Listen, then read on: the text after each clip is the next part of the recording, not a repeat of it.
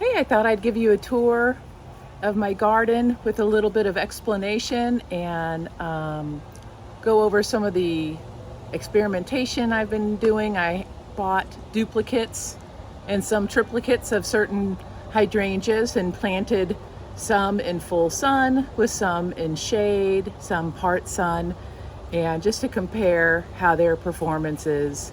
And most of those, this is their first season in the ground, but there's definitely differences. Okay, here we go. This is my shade garden, obviously. This is an Incredible. I have two others of those, and this one was bought as just a little cutting and was very small when I got it last year for my birthday. My sister got it for me, and I decided to plant it in shade. And here it's pretty much full shade. It gets some dappled light, but as you can see, each of its branches has a bloom on it. This is just a tiny bud, but it's going to flower out in a little while. But this one, interestingly enough, is bigger than the blooms on the more mature Incredibles that I got this season that are in the ground. And they're just some annual begonias. I planted this Japanese fern. This is one of the larger varieties, but I planted it last year. So of course it's kind of sleepy this year, but it's alive, it came back, and my hopes are that it is nice and big in a few years. This is wild ginger that is native to Missouri that I harvested and planted last year, and it has already doubled and spread. You can see some more throughout the shade garden. This is a fern that I planted this year. I planted a couple of them, this one and that. I think that this one here by the fence is doing much better just because it gets more shade is my guess. This is a mountain hydrangea. It's a lace cap macrophylla hydrangea. It will bloom later in the summer. Luckily, it's a rebloomer because I certainly lost all the blooms that would have come in the spring on the old wood. And this is a hellebore that I planted last year, last fall. I thought it was going to die. It was just about dead back in February, but it's doing great now. Even with all the heat. This is some Lamian that I got from Proven Winners. It's a dead nettle. I got 6 of them. I have one in direct sun that's doing just fine. I have this one in full shade along with this one here. And they're just doing great. No matter where I planted them, they're doing really wonderful. And then, of course, a number of variety of hostas that have been recently planted. This is a Jack in the Pulpit, though its bloom is gone now. I'm hoping it returns next year, and maybe it'll get some red berries this year. Don't see any yet, though. This is another hellebore that is now doing well. Again, I thought it was going to die like the other one. And these are 2 heucheras I got. I'm thinking I should have planted that heuchera closer because I think this hosta is going to get super big in the next few years. But I'll leave it there for now.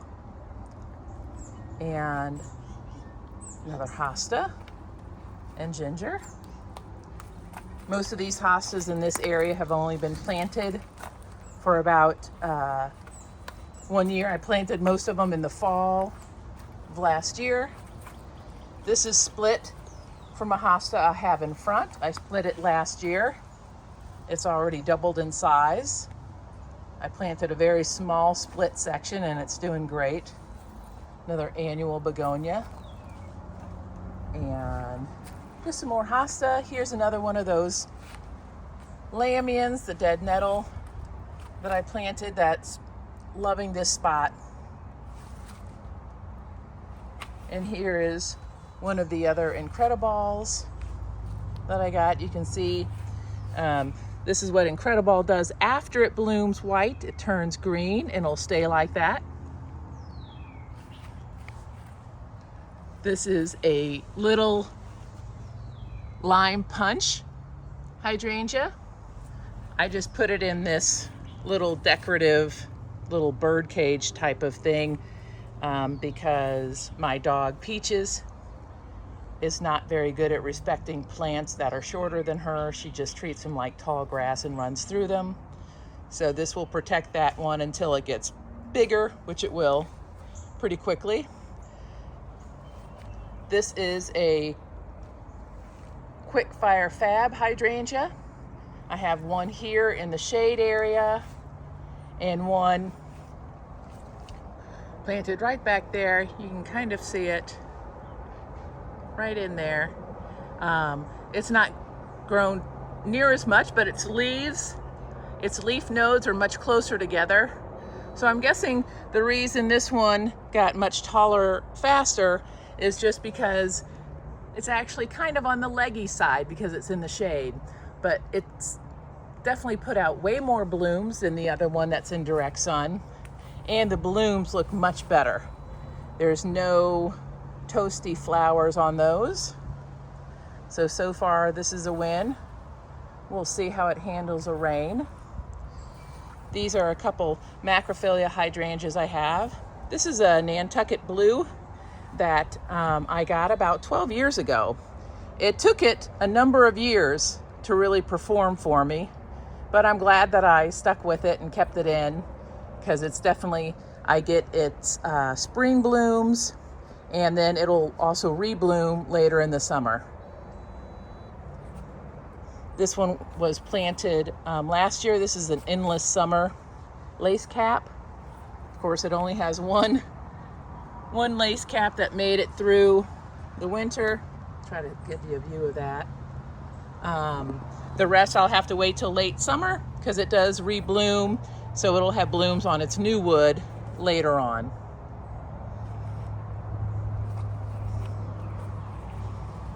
On my next island, some daylilies, some annual gombrina from Proven Winners. Just planted 3 of these. Can't remember, is it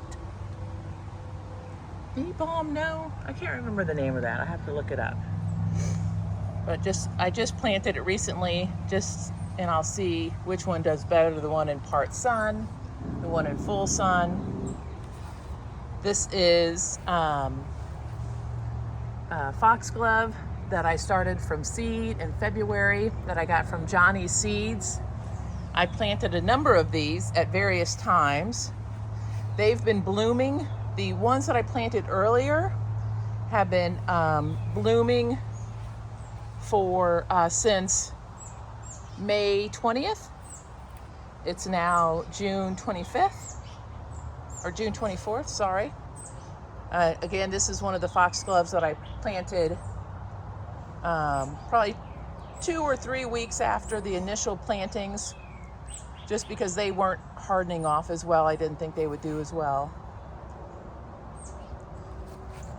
This is a rose bush that I just recently planted. I ordered it from Proven Winners. This is the first year that it's been released to the public. It's a reminiscent pink rose, and it's beautiful. This branch is kind of nice, and though it's kind of grown into one of my Bobo hydrangeas. The Bobo hydrangea, this is one that I planted this spring. I have 3 of them. This one in part sun is doing the best by far. Tons of blooms, lots of growth. This is a macrophylla hydrangea here, Merit Supreme. I'm hoping that I get blooms later in the summer. Definitely any of the blooms on the old wood got fried during the winter. And here's my other Incrediball. Another macrophylla and some daylilies. This is a Rose of Sharon from Proven Winners. Has pretty pink flowers. It's sterile, so it will not spread. Again, this is one of my later planted foxgloves, already blooming. This is my quickfire hydrangea. It's kind of blooming a little slow compared to other quickfires, but it's definitely putting on buds. And this is its third year in the ground. It's definitely gotten much wider and doing well. And this is another planting. I got some gomphrena, another foxglove that I'm not sure if it's going to have enough sun to bloom. But I didn't realize how big this black-eyed Susan would get. Another gomphrena, foxglove, some Shasta daisies I planted a couple years ago, more foxgloves. This is one of the other Bobo hydrangeas, blooming well, but not near as good as that other one right there. And some Gara. Linda Votter really turned me on to this flowering plant. It's beautiful little blooms. I have 4 or 5 of those throughout the garden.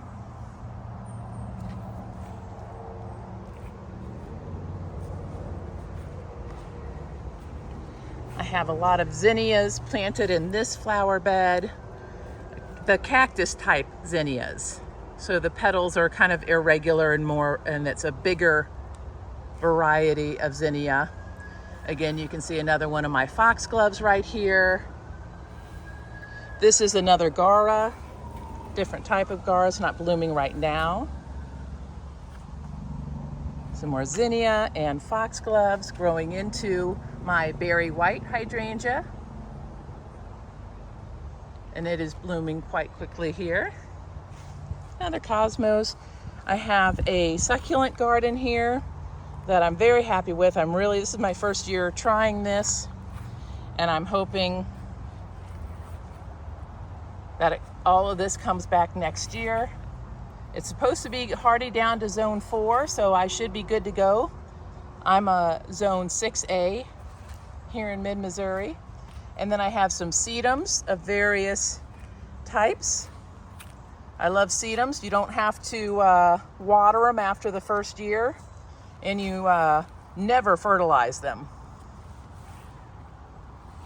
And they all typically bloom in mid to late summer into the first hard frost.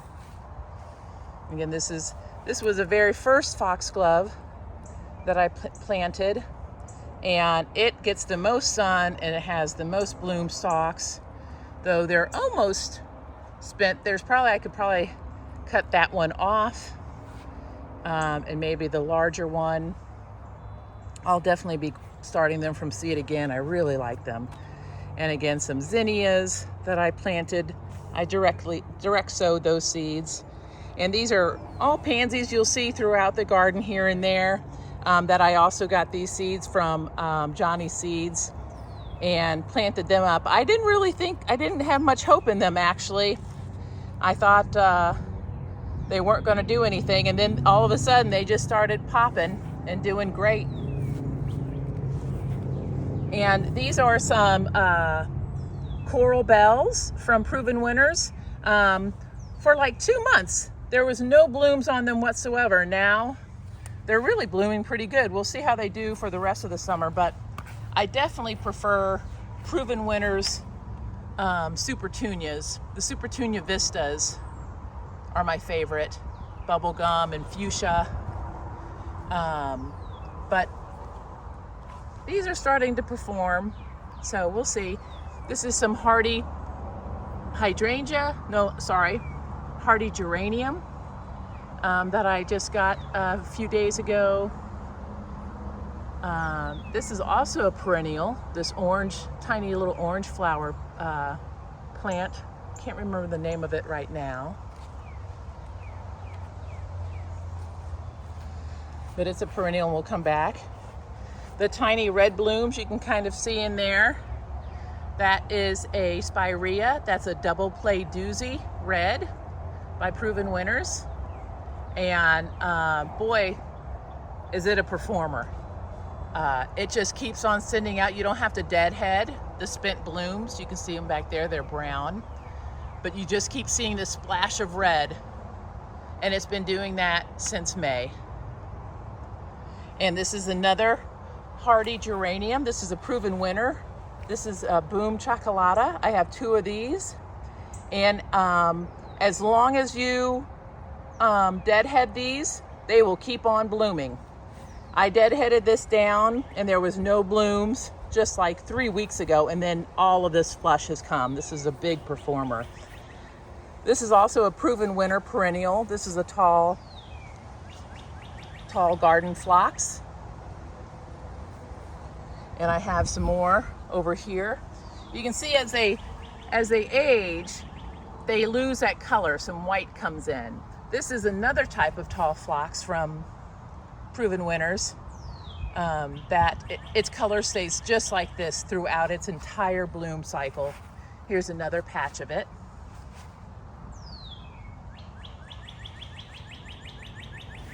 Some more zinnias, and this foxglove is loving its life. It was planted about 3 to 4 weeks after that one in front. So I'll definitely be doing it that same way. I'm hoping that I have a foxglove blooming throughout the summer somewhere in my garden. This is a Limelight Prime hydrangea that was just planted this spring. And these are some more cosmos. They're gonna be this type of bloom. Not so happy with it. It fades very quickly, but these are just the first blooms. We'll see how it goes. This is a coneflower plant that I got. These red blooms are, of course, these yellow blooms is a Coreopsis tick seed that needs to be deadheaded throughout. And it's been blooming since early May. I was surprised, and it was a tiny little plant that I had got from my friend Anne, that I even forgot that I had planted it there. It probably died about 3 weeks after, or went dormant, obviously, it didn't die, after I had planted it from her garden. And boy, it came back with a vengeance. And this is a coneflower that I got on clearance for $1 last Labor Day. It just had a few green leaves, so I knew it was alive, and I planted it, and oh man, it is really performing well. The trick to that, I think, because I did have some ranunculus planted in front here on a slope, and all the fertilizer that I was giving it, and I was fertilizing it every 4 to 5 days, because they're heavy feeders, was all going down into that Coreopsis and that coneflower. So they definitely, I think that's why they got so big. Even these pansies are 2.5 feet tall. And because over here, I also have some coneflowers that I bought at the same time, much shorter, but performing great. I think that they are a little bit stunted just because this Daisy May Shasta Daisy got so big. I planted this last year and it was a tiny plant. And it obviously likes where it is. Here is another one of those double play doozy spireas. I planted this one. The first one I showed you in the other bed was planted last fall.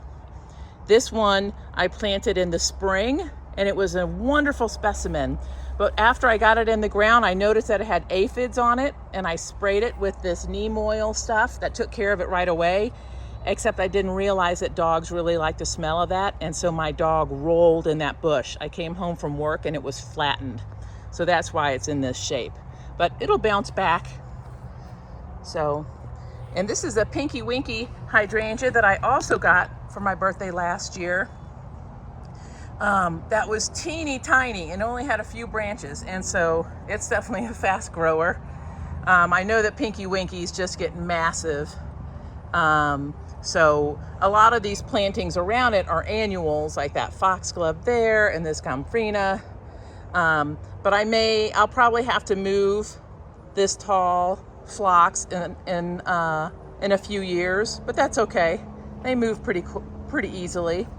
The Shasta daisies will move very easily, and plus, by the time it's time to move those to make way for this Pinky Winky hydrangea, it'll be time to split it. So I'll split it into 2 or 3 plants. Anyway, just another one of those foxgloves, tall phlox. This is a hydrangea here that I got in the mail. I ordered this past winter and it came in the spring.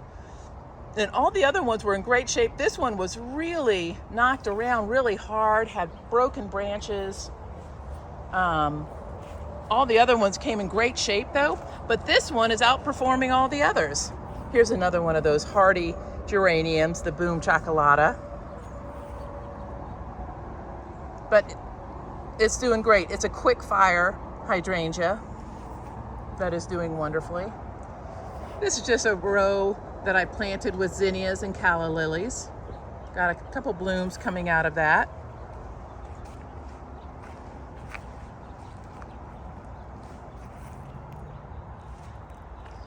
And this is again of those cactus type ones.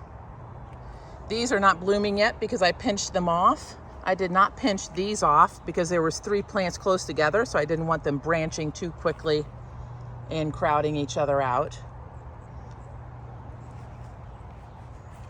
And some tomato plants in my raised bed. I mean, it's kind of a raised bed. And this is Gara as well.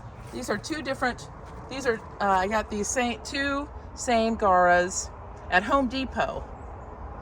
And this Black-Eyed Susan, and this is a Veronica from Proven Winners.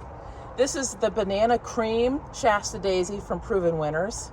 I went ahead and got 2-gallon size bucket size of these. I need to deadhead a few of those.